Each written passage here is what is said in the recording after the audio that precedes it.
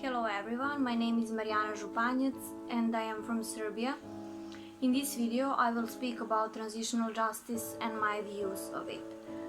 As a young jurist, for me it is always important to speak about protection of human rights and justice in general, because I think we need to raise people's awareness and help them to understand that we are all in this together. It is important to instill and crystallize the idea of human rights, community, respect for differences, freedom, and not only by law, but literally in all fields. That's why I am very grateful for this project-based learning opportunity. Transitional justice is not a special form of justice.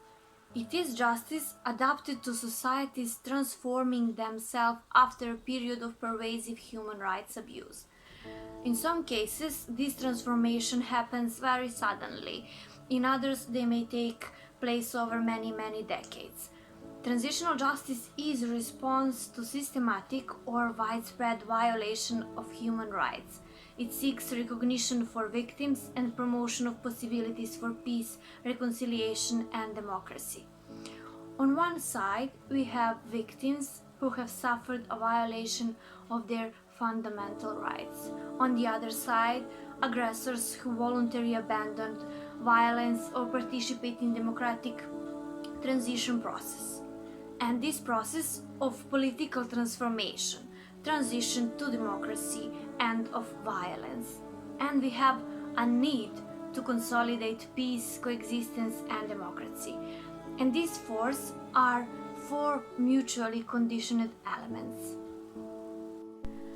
Transitional justice must respond to the three objectives: coexistence, forgiveness, and dignity.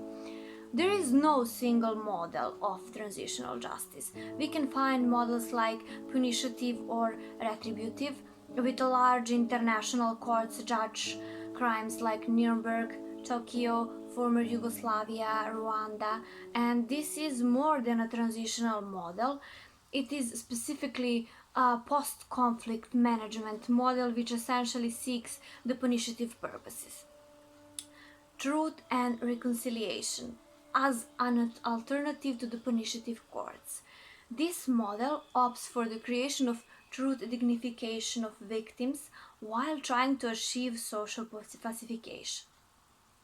Forgiveness and oblivion, this is the most criticized model.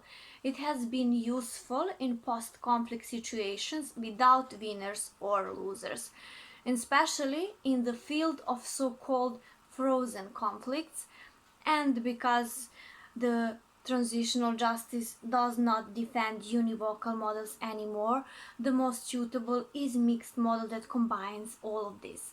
We have punitive measures for serious crimes, social, economic, and defense measures for victims, and measures of forgiveness and social insertion of aggressors. All of these models should include 5 elements: justice, reparation, depuration, truth, and future guarantees. We can have victims and aggressors both on the opposite sides of the conflict, but it is necessary to differentiate victims from the aggressors. There may be 2 situations. We can have the institutional aggressor, a state violence, or non-institutional aggressor like armed groups.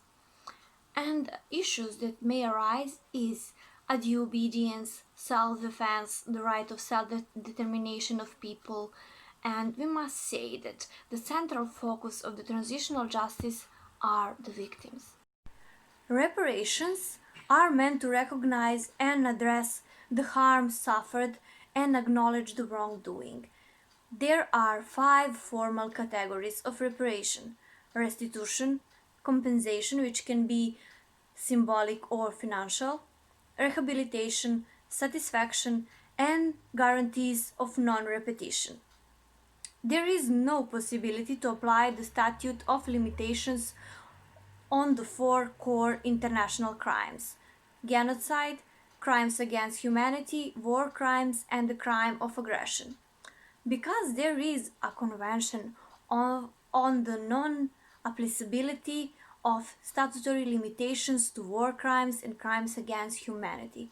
Pardon or amnesty is not possible. Truth is a debt to the victims, but also a debt to a society.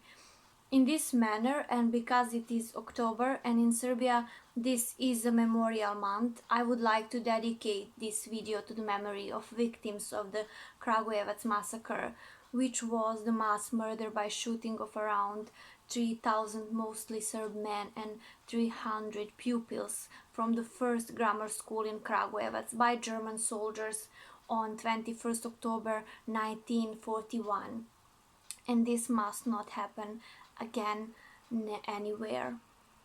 Future guarantees are the fifth common element of transitional models, which include penal code modifications, collective process of investigation of the causes and consequences. Sometimes believing in the protection of human rights and justice might seem like believing in Santa Claus, but I choose to believe in it.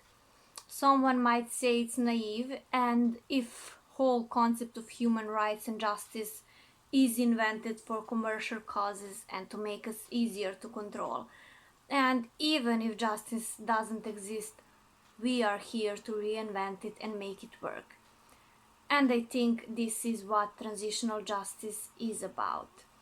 Thank you for your attention.